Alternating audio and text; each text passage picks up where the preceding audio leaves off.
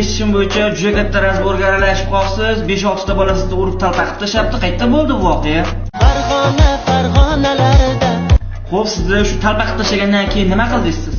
Hasratimni oq qog'ozga to'kib yozdim.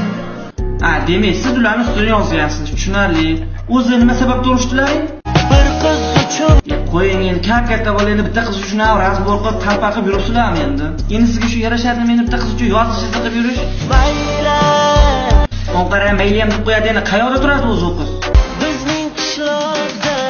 Nima shunchalik chiroylimi yozish chizdilab tashlayapsiz uning uchun? Juda yoqim qol. Hammasiga nima sababdan o'zi shunchalik katta janjal bo'lib ketdi? Yor aldadi. Zapal qildimi? O'zi biror narsaga ulgurib qoldingizmi axir? Ulgurmadim.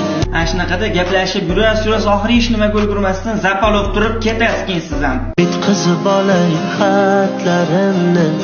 Hali ham yozish chizdilaringiz bo'lyaptimi? Bo'ldi, buni to'xtating, men sizga zo'r narsani o'rgataman. Qanday o'rgat menga o'rgat. Shuni ham qo'shib so'raydimi? Menga o'rgat deb javob so'rasangiz ham bo'ladi-ku. Tamom bo'ldi yurakkinam shu kunlarda. Endi menga qarang-da, bu siqqa borib, nafaqat siz boshqalarni ham, boshqa joylarni ham tamom bo'lyapti. Xo'p, endi o'qish taqdiri nima bo'ladi endi? Menga u kerak emas. Shunaqada endi